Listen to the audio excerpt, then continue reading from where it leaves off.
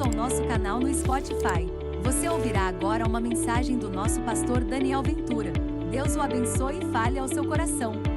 A reflexão nessa noite com uma pergunta: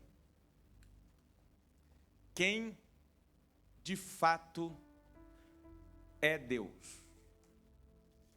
Hoje pela manhã iniciamos uma nova série de reflexões cujo tema foi muito provocativo.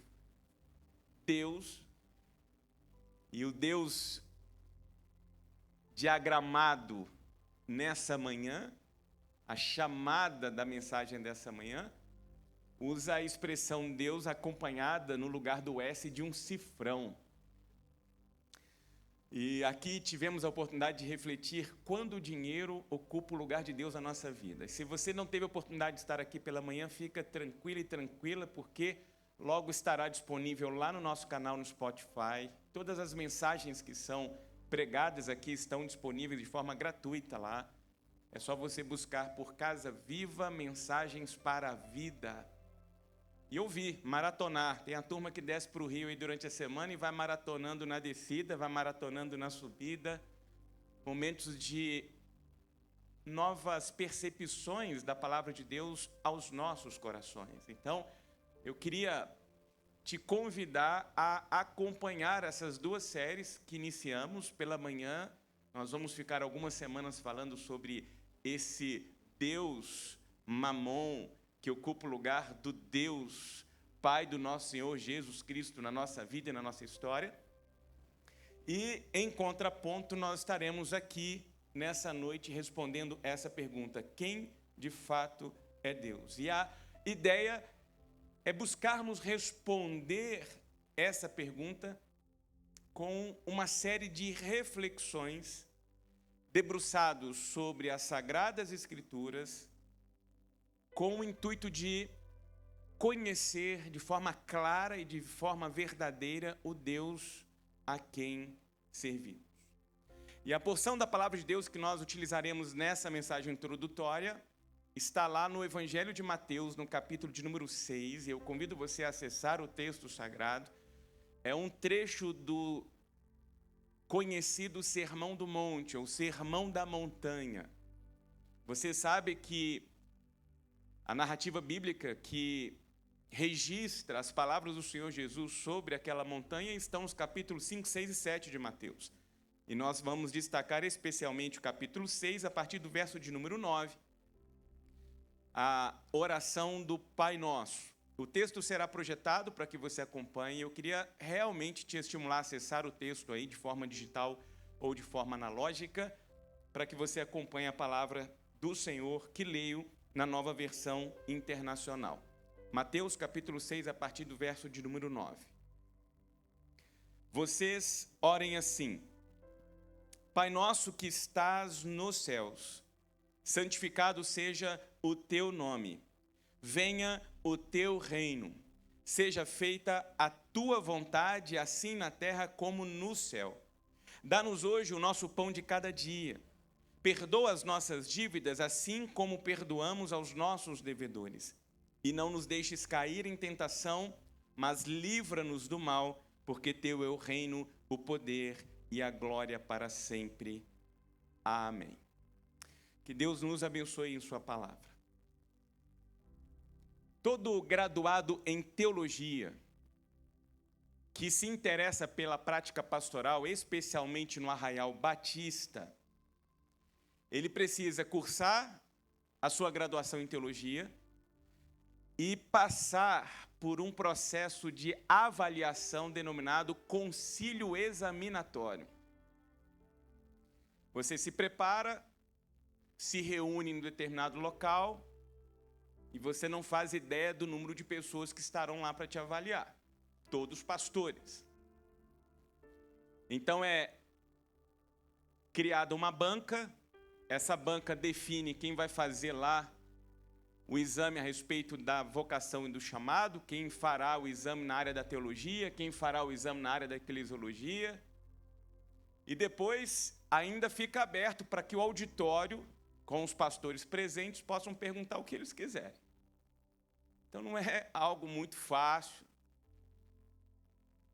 E é interessante que o objetivo desse concílio é avaliar, de fato, se aquela pessoa está pronta e com fundamentação teológica, doutrinária, para assumir o ministério pastoral. E uma das abordagens feitas no concílio é: defina Deus.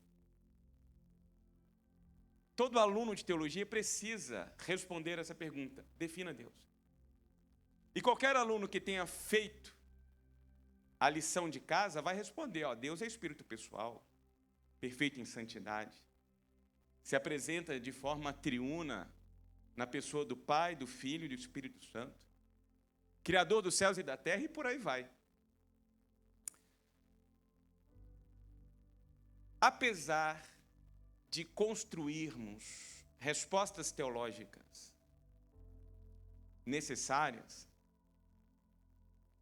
eu acredito que nós não somos capazes de definir de forma total Deus, porque Deus não pode ser limitado a uma definição. Nós podemos tentar explicar Deus, mas as palavras que utilizaremos para falar de Deus não são suficientes para dissecar Deus, para explicar de forma total Deus. Deus pode ser percebido, mas jamais definido.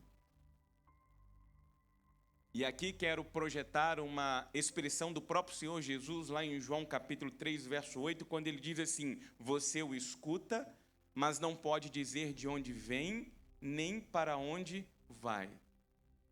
Assim é Deus. Deus não pode ser contido numa conceituação. Agora, Deus pode ser percebido. E ao longo da peregrinação humana, o que nós vamos observando é que a humanidade vai acumulando percepções a respeito de Deus. A forma como a humanidade vai se relacionando com Deus, vai aprendendo na sua trajetória com a palavra de Deus, a partir da sua cosmovisão, a partir das histórias que vai recebendo sobre Deus, vai nos ajudando a perceber e a entender, mesmo que em parte, o Deus invisível. Porque toda a conceituação que nós temos de Deus, inclusive antropomórfica ou antropopágica, são expressões ou tentativas de nós encaixarmos Deus na nossa limitação cognitiva. E aí, através da conceituação antropomórfica, nós vamos dando forma humana para Deus. Aí a gente vai dizendo: Deus tem mão, Deus tem olhos, Deus tem pés, mas ninguém viu Deus. E antropopágica, porque nós vamos dando sentimentos a Deus. Deus é amor, Deus é paz, Deus é justiça. E aí, por aí a gente vai. Deus é misericórdia, graça, bondade. Mas são tentativas apenas de colocar a um nível de compreensão nossa, de forma muito parcial e fragmentada, o Deus eterno. E aí a gente vai olhando para a história e vai percebendo que as pessoas, a partir da sua experiência pessoal, vai adquirindo a sua maneira, um entendimento sobre Deus. Se você pega Adão, Adão tem uma percepção distinta de Deus da forma como a própria Eva, sua esposa, teve.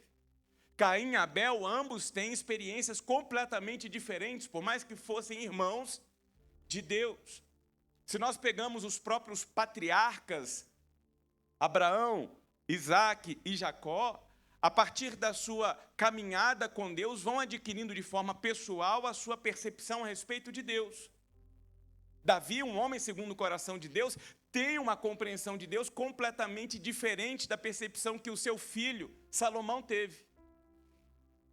Salomão, inclusive, ao final da vida, ele resume a sua percepção de Deus dessa forma: tema a Deus e guarde os seus mandamentos, pois isso é o essencial para o homem. Pois Deus trará a julgamento tudo que foi feito, inclusive tudo que está escondido, seja bom, seja mal. Essa é a percepção que Salomão, filho de Davi, teve de Deus e registrou a respeito de Deus lá no livro do Eclesiastes. Já o seu pai, Davi, descreve a sua experiência de Deus de outra forma. Está lá no Salmo 139. Para onde poderia eu escapar do teu espírito? Para onde poderia fugir da tua presença? Se eu subir aos céus, lá estás. Se eu fizer a minha cama na sepultura, também lá estás. Se eu subir com as asas da alvorada e morar na extremidade do mar, mesmo ali a tua mão direita me guiará e me susterá. Um percebe Deus como juiz, outro percebe Deus como sustentador. Percepções diferentes, fragmentadas, humanizadas, influenciadas pela cosmovisão, pela forma como cada um foi entendendo sobre Deus. Mas aí, de forma extraordinária, no meio dessas percepções muito rasteiras, pueris, Deus foi se revelando. Deus foi se apresentando. Deus foi dando a sua cara, até que chega um momento em que Ele aparece de forma máxima possível da nossa compreensão, na pessoa de Cristo Jesus. Então, se você quer saber sobre Deus, conhecer Deus, enxergar Deus de forma plena, o máximo que você pode, olhe para Jesus Cristo. Jesus Cristo. Em Jesus, nós conhecemos Deus. E é interessante fazer aqui um destaque, porque diferente do que muita gente imagina, Jesus, ele não nasce com plena consciência de quem ele era. Por mais que em determinado momento ele consiga determinar, por meio da sua palavra, a sua identidade com Deus, dizendo, eu e o Pai somos um, ele não nasce com essa compreensão. Ele foi crescendo em entendimento, desenvolvendo-se a ponto de, num determinado momento da sua trajetória, alcançar a compreensão plena da sua identidade e da sua missão. Então eu fico imaginando Jesus lá com 3 anos de idade, conversando com seu pai José, e o seu pai José então olha para o seu filho, numa bela noite palestina, aponta para o céu escuro, lembrando que nós não tínhamos iluminação como nós temos hoje, então o céu se torna ainda mais belo. E aí eu fico imaginando José falando para Jesus assim, meu filho, está vendo aqueles pontinhos brilhantes no céu? O nome daquilo é estrela. Jesus, com 3 anos de idade, não olha para José, o seu pai, e diz assim, pai, o senhor está devagar, hein? Eu sei que são estrelas. Fui eu quem as criei. Jesus não faz isso. Jesus está ali na condição de uma criança de 3 anos, aprendendo como qualquer outra criança palestina com 3 anos. Ele vai aprendendo quem ele é. Ele vai aprendendo quem é a sua família, quem são os seus irmãos. Vai entendendo a sua identidade racial, de que ele era judeu, que ele deveria frequentar a sinagoga aos sábados. Precisava, antes dos 12 anos, entender e aprender a Torá, o Pentateuco, os profetas, a lei. E aí ele vai nesse processo de ensino do seu pai, a ponto de, num determinado momento, o pai, inclusive, contar a sua própria história. Meu filho, deixa eu contar como que você chegou aqui. Um anjo apareceu, anunciou a sua chegada. E quando nós te levamos no templo com 8 dias de vida, o sacerdote Simeão pegou você nos braços e profetizou o seu respeito. E aí Jesus vai ouvindo tudo aquilo, até que chega um determinado momento dessa caminhada de aprendizado em que José, o seu pai, olha com ternura nos olhos do seu filho e diz o seguinte, filho, você é o esperado de todas as nações. Filho, você é o prometido. Você é o Messias. E em meio a todo esse processo, o Espírito Santo vai ministrando no coração e na mente de Jesus. Porque, afinal de contas, é o Espírito Santo de Deus que concebe Jesus no ventre de Maria. É o Espírito Santo que se manifesta, inclusive, anunciando a chegada de Jesus, como prometido pelos profetas. É o Espírito Santo que unge e revela ali no Jordão quem era Jesus, numa forma de pomba, até que uma voz então rasga os céus e diz: olha, esse é o meu filho amado em quem tenho alegria, prazer, contentamento. É esse Espírito que logo após o batismo conduz Jesus Cristo ao deserto, que equipa Jesus para o ministério.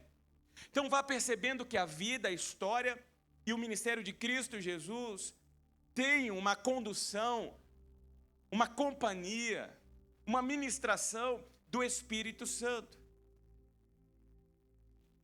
Aí Jesus retorna do deserto, inicia um período de observação e de escolha daqueles que seriam seus companheiros de ministério, os seus apóstolos. E aí, uma vez definidos os 12, ele começa então a pregar, a anunciar as boas novas do reino de Deus. Eis que o reino de Deus chegou. E acontece algo fenomenal, porque chega um momento em que a multidão cresce, persegue Jesus, e ele então entende que precisa se alocar de forma mais estratégica para que a sua pregação alcance o coração da multidão. E ele então sobe a montanha, que é exatamente o trecho bíblico que eu destaquei de Mateus capítulo 5, 6 e 7, e começa a ensinar na montanha como o novo Moisés. Ele escolhe um monte para pregar agora como essa figura do novo Moisés, trazendo uma nova revelação, uma revelação final, completa, definitiva. E é nesse sentido que Jesus começa a apresentar Deus. E vai fazendo essa revelação a respeito de Deus, lembrando que se nós queremos conhecer Deus, nós temos que olhar para Jesus. Então, Jesus começa a revelar Deus de forma totalmente nova. Até que chega num determinado momento em que ele apresenta Deus, se referindo a Deus como Abba, como Pai. E quando ele vai falar de Deus como Pai, ele ainda é ousado. Ele diz o seguinte: é Pai nosso. Isso é um choque para os ouvintes, porque eles só conheciam a Deus, o nosso general é Ele, o Supremo Senhor, o Todo-Poderoso, o Soberano. Jamais qualquer ser humano ousaria se aproximar de Deus chamando Deus de Pai. Jesus é o primeiro a fazer isso. E ele diz: é o nosso Pai. Jesus escolheu essa imagem para revelar Deus a nós. E Jesus, de forma brilhante, faz questão de usar uma forma para apresentar Deus como Pai, que é uma expressão aramaica, Abba, que é uma referência ao balbuciar da criança. É aquela criança que ainda não sabe falar direito. E vamos pensar aqui na língua portuguesa. Ao invés de falar papai, fala papá. Então Jesus nem falou papai, o papai do céu, falou assim, papá. Imagina o choque, não só de apresentá-lo, mas de se dirigir a ele com a expressão aramaica do balbuciar de uma criança. A gente tem aqui alguns pais de primeira viagem, inclusive um que está aqui à minha direita, com um sorriso pleno, Emanuel, pai do Emanuelzinho, e que vão aprender isso rapidamente, que é observar o seu filho ali, rodeado de braços estendidos, quando de repente começa a ouvir de um lado: vem com a titia, vem com o titio, vem com a titia, vem com o titio. E o Emanuelzinho não entende nada de paternidade, de maternidade. Mas o Emanuelzinho já é capaz de perceber que entre tantos braços estendidos, há um braço que é o do seu pai. É interessante isso. É esse braço capaz de acolher e de cessar o choro. É esse braço capaz de acolher, dentre tantos braços, e gerar um efeito quase que mágico no coração da criança. Quem já passou por isso aí sabe o que eu estou falando. Ou mesmo que você não seja pai, você já passou pela situação de você estar com uma criança de alguém no colo, a criança começa a chorar, aí vem a mãe ou vem um pai, pega e para de chorar. Fala assim, gente, eu precisava de um negócio desse? Por que ficou chorando aqui e vai parar de chorar lá? É porque o braço de lá é o braço do papai, o braço de lá é o braço da mamãe. É esse reconhecimento silencioso de que entre tantos os braços disponíveis há o braço. O braço. E essa criança vai crescendo, vai amadurecendo. E naturalmente, como pais, mães, nós vamos depositando no coração e na mente dessa criança conceitos, valores, princípios. A gente vai ensinando o que é certo, o que é errado, o que é justo, o que é injusto. E no meio de tudo isso, a gente vai falando um pouco sobre quem é Deus, as nossas percepções sobre Deus. Aí, como cristãos, nós levamos essa criança à igreja. Essa criança chega à igreja e começa então a ser alvo dos conteúdos teológicos e doutrinários da igreja. E aquela igreja específica que está lá ministrando, ensinando o seu filho, aquela criança, é uma igreja que pauta a sua doutrina na teologia europeia. Até que de repente a igreja passa por um processo de sucessão pastoral, chega um novo pastor, que lá pelas tantas descobre que a teologia do conteúdo de formação das crianças é europeia e fala assim, não pode ser teologia europeia, tem que ser teologia americana. Aí troca todo o material e coloca agora todo o ensino pautado da teologia americana. Passa um tempo, muda o pastor, chega um novo pastor, descobre que é americano e fala, não pode ser americano, está tudo errado, tem que ser latino-americana. Afinal de contas, nós estamos no Brasil. E aí entrega a teologia latino-americana. Até que chega um dia, você passa pelo corredor, olha para o pastor desatento, não olha para você, não responde o seu cumprimento. Aí magoado, você quer saber de uma coisa? Eu vou sair dessa igreja. Aí você sai da igreja batista, vai para a igreja presbiteriana. Aí chega na igreja presbiteriana, vão fazer uma entrevista com você e descobre que você foi forjado na teologia latino-americana. E falou assim, não, aqui você tem que ser forjado na teologia calvinista. Aí te encaminham para uma sala para que você então seja desteologizado, para então ser teologizado na teologia calvinista. Aí alguém pergunta para você, você é pré-milenista, milenista ou pós-milenista?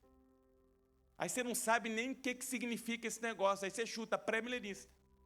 Aí alguém vai e te pergunta assim, é pré-tribulacionista, mesotribulacionista ou pós-tribulacionista?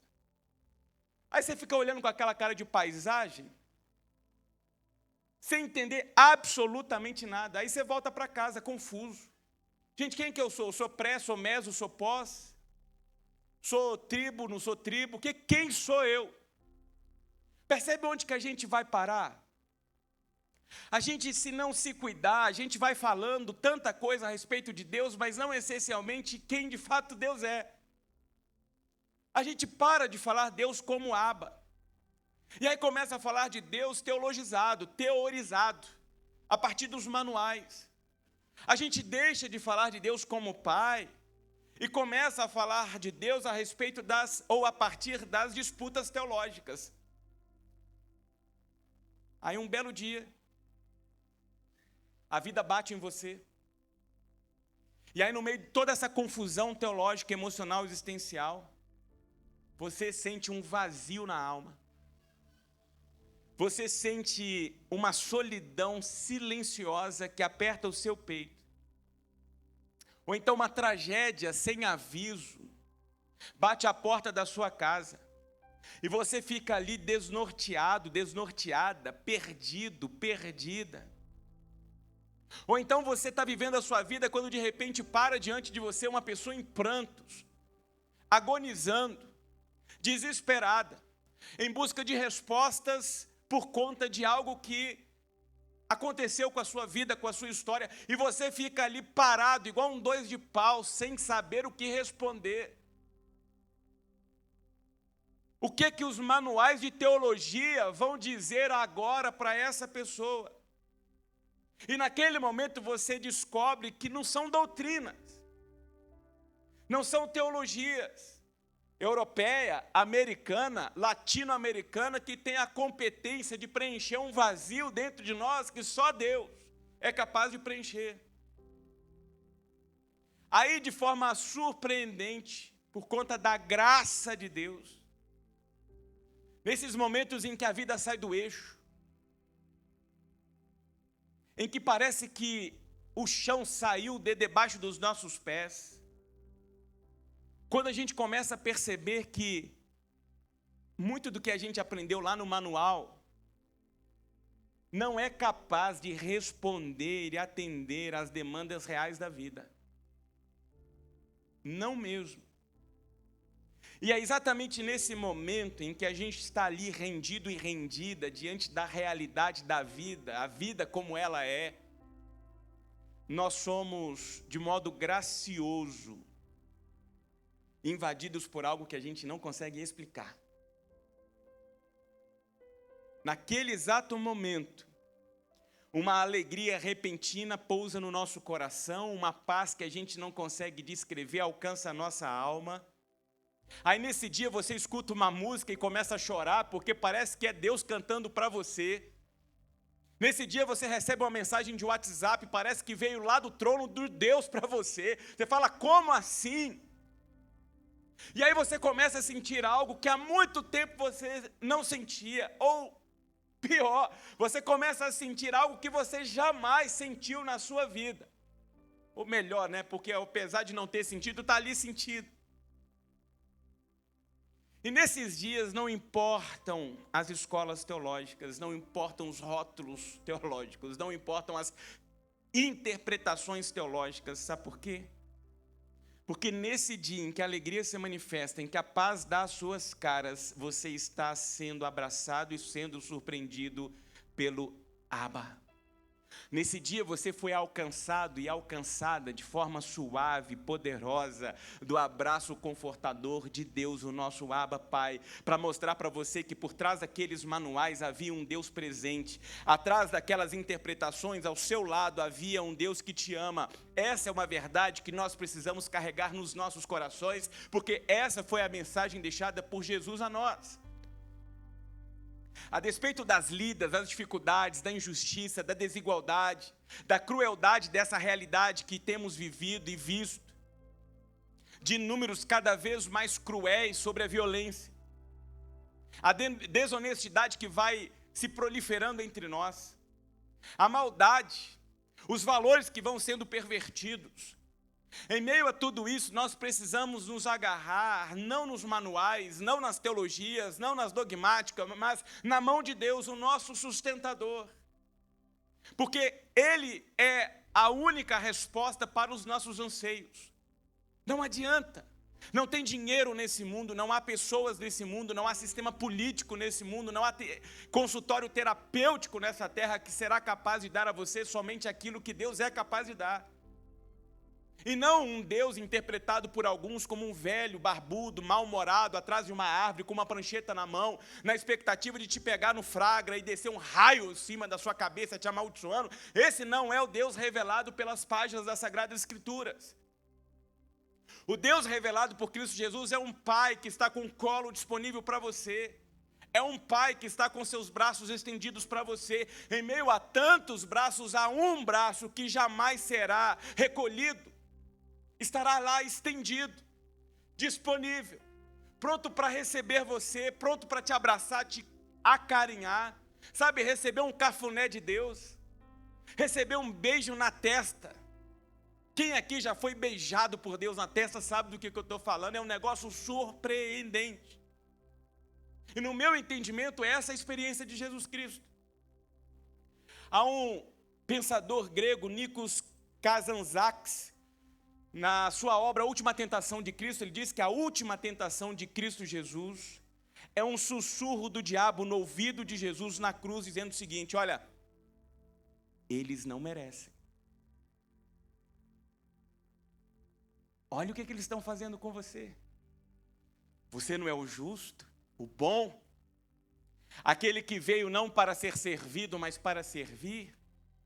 aquele que curou, aquele que ensinou as boas novas. Olha o que aquele povo que 7 dias antes estava dizendo: Hosana, Hosana, bendito aquele que vem em nome do Senhor, agora estão aqui dizendo: crucifica-o, crucifica-o. Estão aqui embaixo na cruz zombando: se tu és mesmo aquele que dizes ser, desce daí. Eles não merecem. E talvez Jesus tenha passado, e alguns salmos dão sinais disso. Os salmos messiânicos vão falar que é como se naquele instante na cruz um volume gigantesco de touros bravos estivessem cercando o Senhor. De modo que havia um turbilhão emocional, racional, espiritual em Cristo Jesus. E talvez por um instante tudo aquilo que ele conhecia a respeito de si mesmo, que ele sabia a respeito de si mesmo, do seu ministério, da vontade de Deus, tenha esvaído. Talvez por um instante ele tenha naquele exato momento sido tomado por uma escuridão, por uma solidão. Tanto é que ali do alto daquela cruz, ele declara: Deus meu, por que me desamparastes? Por que o Senhor me abandonou? É uma das 7 palavras pronunciadas por Cristo Jesus. Mas ali, também, depois desse grito de agonia, de abandono, quando talvez o inferno estava começando a dar a manifestação do sorriso, Jesus faz algo extraordinário, apegado à percepção que ele havia construído ao longo de toda a sua vida, numa caminhada com Deus Pai, numa experiência do Deus Pai, a ponto dele dizer: Abba, nas tuas mãos eu entrego o meu espírito. O meu espírito que agoniza,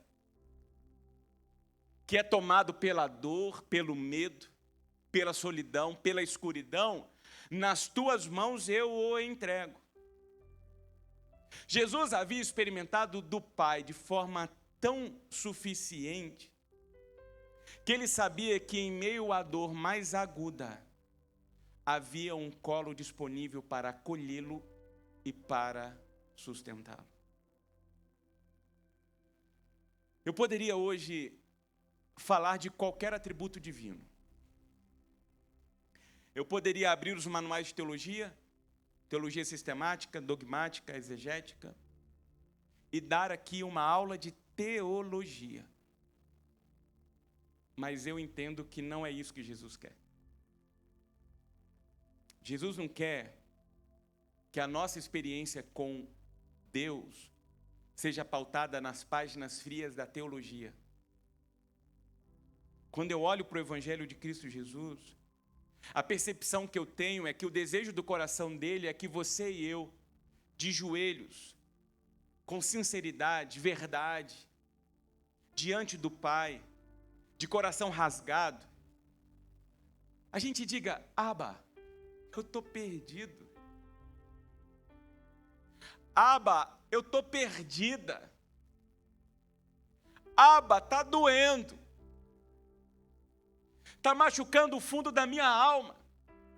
Abba, eu estou tentando encontrar resposta, mas eu não estou encontrando resposta em lugar algum. Abba, eu fui tomado pela solidão, parece que eu estou no mais profundo abismo. Se nós formos sinceros a respeito de nós mesmos, das condições nas quais vivemos, nós vamos parar de ficar tentando ser quem a gente não é, para ficar dando satisfação para quem não está nem aí para a gente.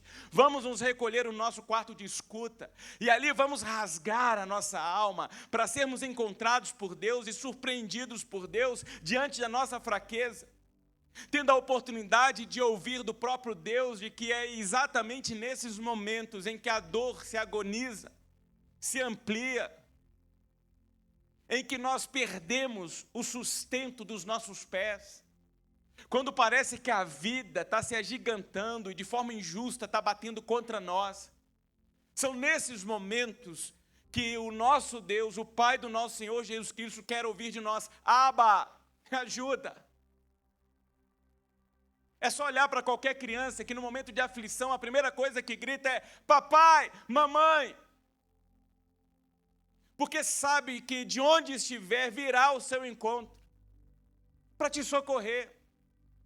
Este é o Deus a quem servimos, que está lá, disposto, ao lado, em sua companhia, esperando simplesmente você dizer: Abba, papá. E ele então estender a sua mão, pegar você no colo, dar um beijo na sua testa e fazer com que você experimente de um renovo, de um recomeço, de um cuidado, de uma manifestação sobrenatural. Por isso, se a sua realidade hoje é de agonia, de dor, de sofrimento, de perdição, perdida, existencialmente, você que entrou nessa circunferência rotineira do acordar, trabalhar, voltar, dormir, acordar, trabalhar, voltar, dormir, e que não encontra mais sentido para a vida, razão, alegria, contentamento. Você que está tomado pelas dores, pelos medos, pelas aflições, preocupado com a oscilação do dólar, preocupado com a política econômica brasileira, preocupado com o que vai acontecer na China, se vai, se não vai, já com síndrome de pânico, não consegue mais dirigir, não consegue mais ir, não consegue mais voltar, talvez já com uma cartelinha de tranquilizante no bolso, talvez já numa série de acompanhamentos, porque a alma está agonizando. Peça a Deus: Deus, eu preciso da tua graça, me dê a alegria de perceber o teu braço estendido, aquele braço invisível, mas presente, que me envolve em meio a esse caos que eu estou vivendo. Porque eu não quero ser mais um avatar instagramável, tirando selfie, tentando transparecer uma coisa que não condiz com a realidade da minha alma. Não dá. O problema é que eu estou acreditando nisso. O problema é que eu estou perdendo a minha identidade e me travestindo numa personagem. Eu não quero isso. Eu quero ser o que o Senhor criou e projetou para que eu fosse. Eu sou um filho amado seu, eu sou uma filha amada sua. Eu sei que os planos que o Senhor tem para mim são planos de trazer paz, alegria ao meu coração. Se você corajosamente tomar a atitude de ser autêntico e autêntica sobre quem você é, como você está diante de Deus, acredite, Deus há de te surpreender. Se você, como uma criança indefesa, consciente das suas limitações, tiver a ousadia de se lançar nos braços do Pai, dizendo: Pai, em tuas mãos eu me entrego, prepare-se, porque você viverá o surpreendente de Deus. Você viverá o sobrenatural de Deus. E esse é o convite de Cristo Jesus para você. Que você se jogue nos braços do Abba, mesmo que você não consiga explicá-lo. Mesmo que alguém te chame, coloque o microfone na sua mão e fale assim: defina Deus. Você vai dizer o seguinte: ó, eu não faço ideia de como que eu coloco isso aqui em palavras, mas eu tenho certeza plena e absoluta, Deus está comigo. Eu sinto Deus comigo. Deus está lá em casa no meu casamento, Deus está na vida dos meus filhos, Deus está no meu ambiente de trabalho, Deus está nas minhas idas e vindas. Mesmo que eu vá para o ponto mais alto da montanha, Deus está lá. Mesmo que eu vá ao mais profundo, Deus está lá. Não há nenhum local que será capaz de me reter e de deter a presença de Deus na minha vida. Eu posso não saber definir teologicamente, de forma dogmática, exegética, quem Deus é, mas uma coisa eu sei: eu sou filho de Deus, amado por Deus, cuidado por Deus, porque Deus é o meu Abba. Eu sei no fundo, que os braços dele estão estendidos, e esses braços são o local de proteção, cuidado que Deus tem para mim. E se essa é a sua condição hoje, à procura desse braço acolhedor, eu quero te convidar a saltar no colo do Papai do céu. Eu não sei o que você está passando, eu não sei quais são as lutas que você tem enfrentado, mas de uma coisa eu sei: Deus está disponível para andar com você. Deus quer passar por isso aí junto com você. A pergunta é: você está disposto e disposta a abrir mão daquilo que você não pode reter, para então pegar aquilo que você não pode perder? Você está disposto a abrir mão daquilo que você acha que é segurança para você? Você está disposto e disposta a parar de confiar no seu salário, no seu patrão, no seu emprego, no seu cônjuge, na sua casa, no seu diploma, nas suas credenciais, no seu patrimônio, e aprender a confiar em Deus, Criador dos céus e da terra, que prometeu que estaria conosco todos os dias da nossa vida? Porque esse é o ato de fé. É saber que eu não dependo de nada, porque Deus é suficiente para mim. Hoje pela manhã nós falamos sobre isso. O Senhor é o meu pastor, e porque Ele é o meu pastor, eu não sinto mais falta de nada, porque Deus é suficiente para mim. É suficiente para mim. No fundo, o que nós precisamos é de Deus na nossa vida. Eu não estou falando de religião, não estou falando de igreja batista, eu estou falando de Deus. Deus. E eu digo o seguinte, meu amigo e minha amiga: se com Deus o negócio está feio, eu não quero imaginar, Hugo, sem Ele. Porque a presença dEle na nossa vida não nos isenta das contingências da vida. A gente já tem aprendido isso aqui. O fato de Jesus estar no barco não nos isenta das tempestades da vida. Agora, como é bom saber que quando Ele está com a gente, nós somos tomados por uma habilidade sobrenatural de conseguir dormir mesmo em meio às tempestades. E isso só Jesus pode fazer. Por isso eu queria orar por você e queria orar com você. E dar a você a oportunidade de reagir e responder aquilo que Deus falou ao seu coração nessa noite. Eu não sei da sua história, não sei o que você está passando, não sei o que você trouxe no seu coração para esse auditório, mas eu sei de uma coisa: você pode sair daqui carregado no colo do Abba, o nosso Papai do céu. Por isso eu queria que aí onde você se encontra, de forma pessoal, individual, você respondesse a Deus aquilo que Deus falou com você, porque eu estou seguro de que Deus falou algo com você. E se porventura entre nós há alguém que ainda não rendeu verdadeiramente o seu coração, a sua mente, a sua vida, a sua história nas mãos de Deus, eu quero convidar você a tomar essa decisão nesta noite. Entendendo que só Deus é capaz de preencher o vazio que ocupa o nosso coração. Tentamos com dinheiro, tentamos com amizades, tentamos com prestígio, com bens.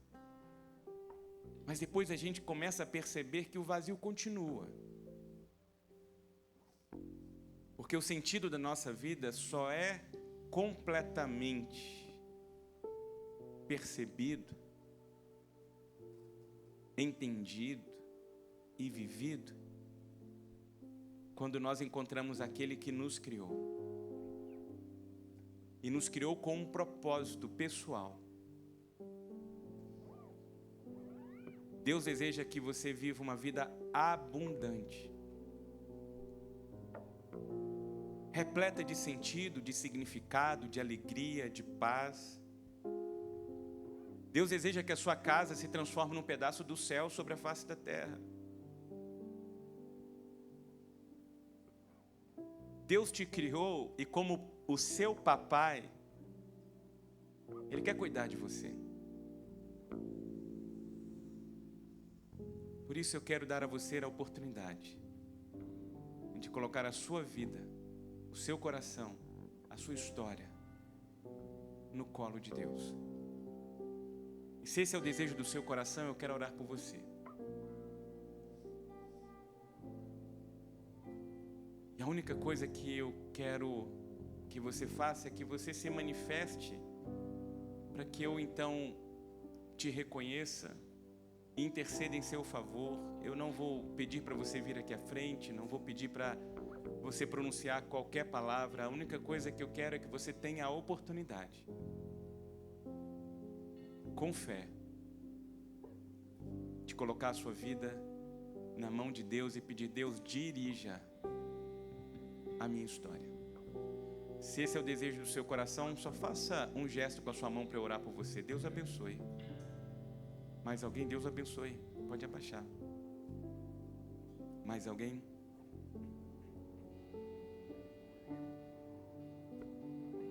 Pai, nós somos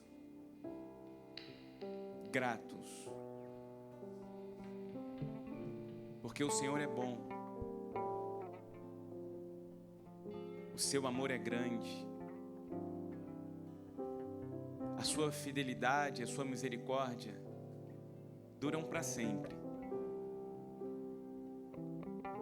E desde a fundação do mundo, o Senhor tem demonstrado a sua disposição de vir ao nosso encontro e nos dar a oportunidade de viver a nossa vida com o Senhor.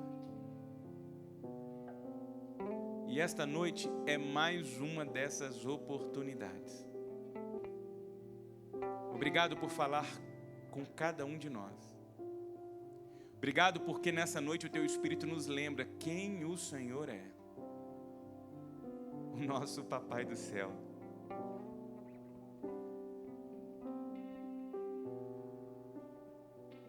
O nosso Papai do céu.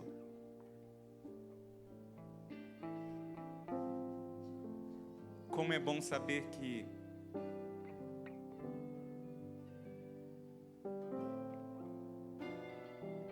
nós não estamos sós, soltos. O Senhor está conosco, ao nosso lado, com seus braços estendidos, disponível para que nos lancemos sobre eles, sejamos acolhidos pelo Senhor, acarinhados pelo Senhor.